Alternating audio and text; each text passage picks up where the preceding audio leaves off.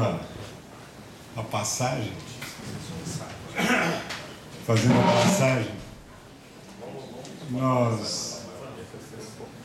nós conversávamos há pouco ali, ele estava me contando isso, que ele falou mais extensivamente, e eu estava lembrando de alguma coisa na qual trabalhei em 2011, e que tem alguma referência com o que ele diz e talvez nos provoque em relação ao tema do mensalão.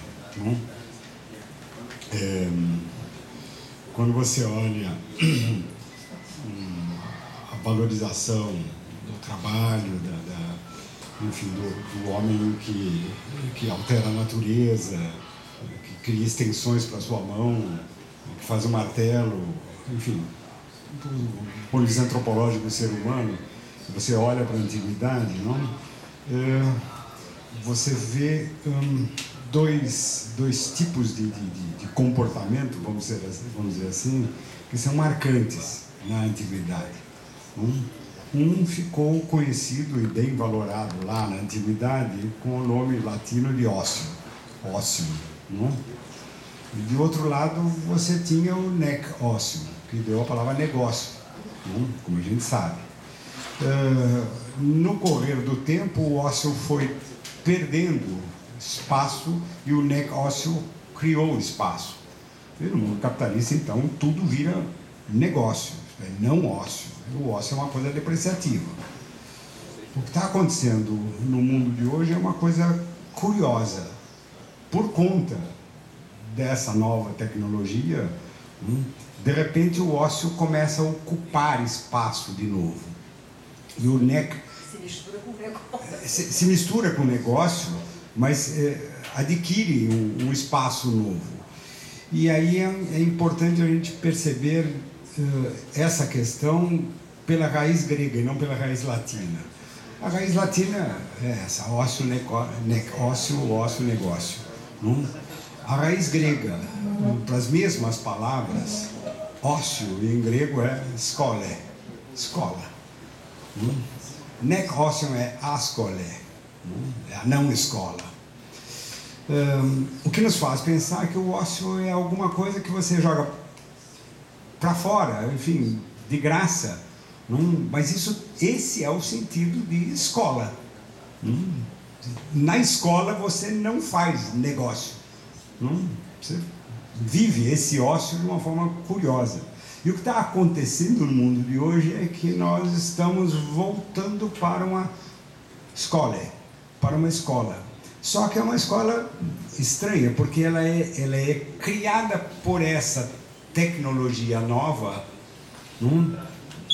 do virtual, em que nós trabalhamos, entre aspas, sem as mãos, ou, para ficar dizer o mínimo, só com a polpa dos dedos, só com pequenos movimentos, você faz com que os mundos surjam e desapareçam, que é o que a gente chama de virtual.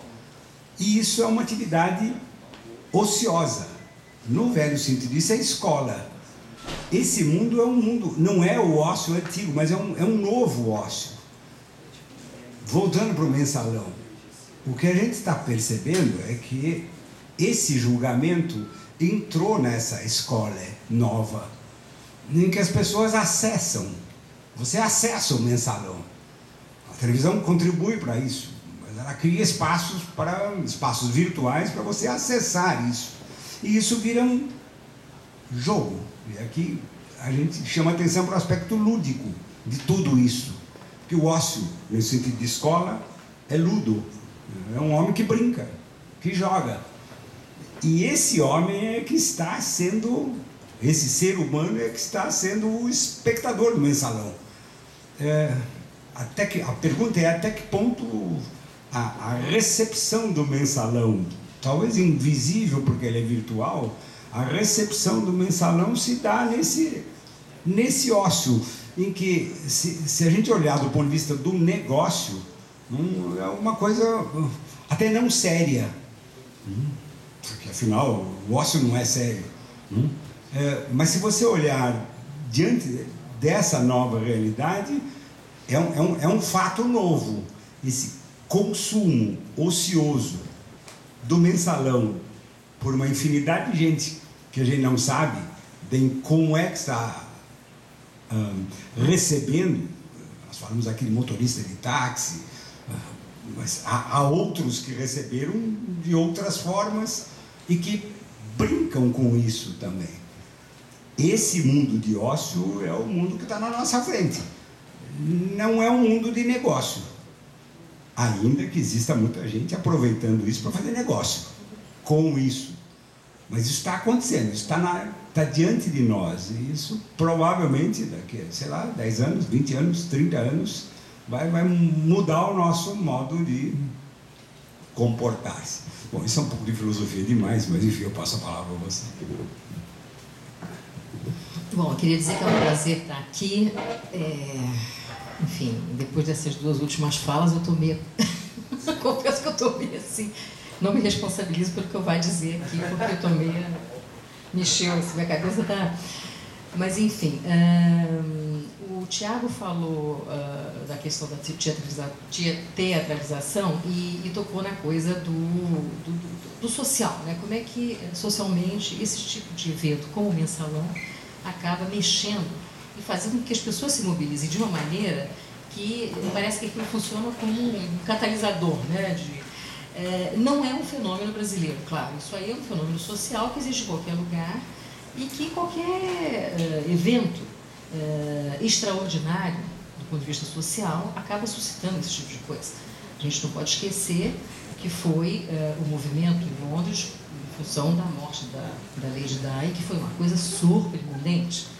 Como é que, e com ingleses ainda por cima, né? Você jamais se imaginaria que os ingleses fossem capazes de se mobilizar daquela maneira, né? Mas enfim, aquele evento suscitou, quer dizer, catalisou a sociedade por algum motivo que, enfim, talvez os sociólogos, os antropólogos saibam explicar, levou àquela mobilização e o mensalão funciona assim também. E isso ajuda um pouco a dar essa conotação de teatro a esse evento, né? É claro que também, como o professor falou, existe essa coisa de como a própria rito, o sistema de votação do mensalão foi organizado, também ajuda a que essa novela, né, ganhe capítulos, e você tem nessa novela nitidamente o mocinho, o bandido, né, o mediador. O próprio STF criou os personagens, quer dizer, não foi nada criado pela mídia, nem enfim, eles se arvoraram, eles se tomaram conta de determinados papéis e esses papéis criaram personagens, enfim, e que facilitou essa coisa da novela, né? Onde é que a mídia entra aí? Primeiro, a gente precisa entender que existe, até pouco tempo, o Rui não está aqui, mas enfim, está onde? Onde é que você está? Ah, você está atrás da pilastra. Até pouco tempo, a palavra mídia se confundia com jornalismo, né? Então, você falar de mídia, você falava de jornalismo, né? Hoje em dia, a palavra mídia é uma coisa que tem uma conotação mais abstrata, mais difícil de você definir do que exatamente está se falando. Bom, por que essa avaliação é importante? Porque quando você imagina mídia como jornalismo, você está falando de uma mídia organizada. Você está falando de uma instituição, você está falando de espaços, né, que tem suas normas, que tem sua maneira de funcionar, que é mais fácil você identificar como as coisas chegam, como elas saem, enfim, isso é... Negócio. É um negócio, sim, é uma instituição que funciona como qualquer outra. E, obviamente, para essa instituição organizada que se chama mídia, do ponto de vista do jornalismo, o mensalão é um prato fantástico, porque você tem você tem ali alguma coisa que dá credibilidade, que é o Supremo Tribunal Federal julgando ali. Você tem o lado político da coisa, porque você está você está envolvendo ali pessoas que têm ligações com o partido e têm, enfim, posições, etc. e tal. E você tem, da forma como foi organizado, você tem a coisa da... Diariamente você tem novidade. Então você tem a novidade que é o que alimenta a mídia diariamente, né? E as pessoas, eu acho engraçado quando as pessoas dizem assim, porque a mídia, ela vai atrás de onde está a notícia, onde está a novidade. Não importa, enfim, é claro que se o meu vizinho compra um carro, jamais ele vai aparecer na mídia, porque aquilo não é novidade do ponto de vista de quem é que vai ter interesse em saber que o meu vizinho comprou um carro. Isso não é notícia, né? Mas é claro que qualquer fato que seja maior, vai suscitar o interesse da mídia. E, obviamente, a mídia ajuda a realimentar toda essa coisa da sociedade mediática, realimenta o papel desses personagens que eles mesmos se criaram. Quer dizer, não foi, entendeu? Eles mesmos criaram esses papéis para eles. Então, à medida que a mídia está constantemente, diariamente, falando do relator, do revisor, do presidente do tribunal, de não sei quem, e eles, então, reforçam esse papel que assumiram desde o início, isso começa a ganhar proporções cada vez maiores de teatro, de coisa, enfim. Não vejo como poderia ser diferente do ponto de vista da mídia, né? É claro que quando você imagina mídia, além daquela mídia institucionalizada, né, que está associada ao jornalismo, quando você imagina mídia no sentido mais amplo, mídias sociais, envolvendo mídias sociais, a internet propriamente dita, você já entra no terreno da coisa desorganizada. Então, tudo pode acontecer, qualquer pessoa pode dizer qualquer coisa, como diz o professor, eu gosto, né? E aquilo, então, tem aquilo reverbera de uma maneira que é incontrolável, você não sabe onde começa, onde termina, e é claro que isso, hoje em dia, em qualquer sociedade, está tendo um papel fundamental e mobiliza massas. Primavera de Praga está nitidamente associado ao papel que as mídias sociais tiveram lá, enfim. Então, eu entendo a coisa do mensalão como sendo uma questão que reforça o papel da mídia, do ponto de vista de cobertura, de dar transparência a algo que está lá, que já tem que tem norma, que é regido por normas e comportamentos que permitem essa transparência, porque se o STF quisesse, poderia simplesmente dizer, não, isso não vai ser divulgado, a televisão não vai passar, enfim, isso é uma decisão do jurídico. O jurídico permitiu que aquilo ganhasse visibilidade. O jurídico permitiu que aquilo se tornasse acessível a quem quisesse ver, ouvir, discutir, entendeu? Então, é claro que o jornal vai responder, aquilo ali é sopa no mel para o jornalismo, porque não vai deixar passar. Ainda mais quando te dão de bandeja. Se não te dão de bandeja, o jornalista vai atrás procurar saber o que está acontecendo, né? Mas se te dão de bandeja, você está ali para, enfim, expor aquilo. É claro, não vai recusar. É do papel da mídia fazer isso. Entendeu? Cada um tem o seu papel. É do papel da mídia fazer isso. É do papel da mídia reproduzir aquilo que está acontecendo na sociedade em termos de o que é maior, o que é fundamental. Minha preocupação como cidadã, mais como jornalista, até que ponto esse comportamento que os membros do tribunal têm, nesse caso do mensalão, até que ponto isso banaliza, ou poderá banalizar, a figura daquelas pessoas que são representativas dessa coisa maior que é o Poder Judiciário. E por que isso me preocupa como cidadã? Me preocupa como cidadã porque o ser humano, ele é vulnerável àquilo que fala mais alto com relação à sua vaidade, né? Ele perde a censura, a autocensura. Ele acaba assumindo papéis para os quais ele não foi treinado para assumir. E por que eu digo que isso me preocupa? porque eu vivenciei uma situação que é muito emblemática, que foi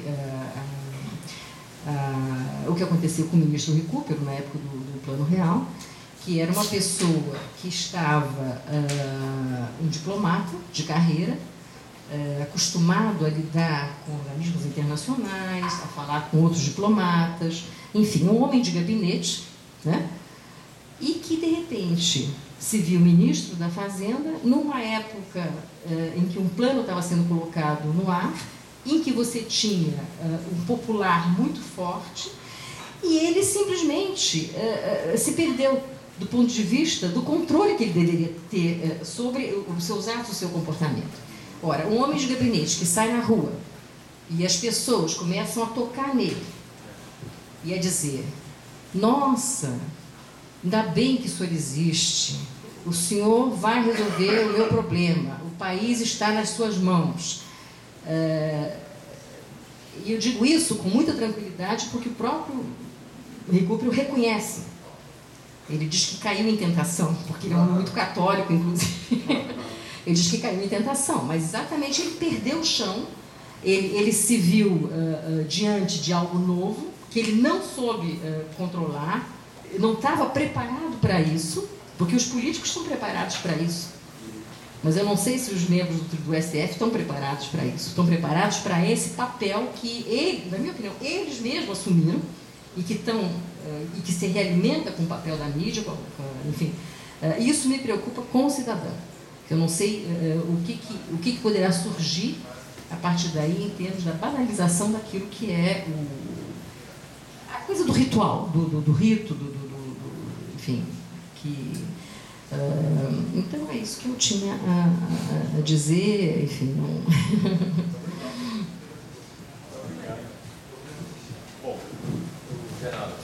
Nós temos 2 intervenções. Eu, Renato.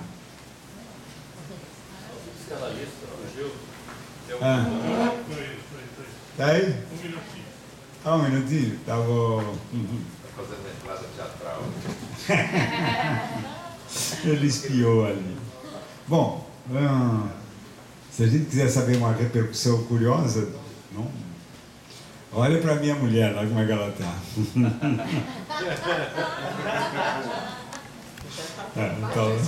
Tá de Batman, né? Tá de Batman, não? E tá consciente, assumiu, é isso mesmo, tá. Ela é barbosista, essas alturas.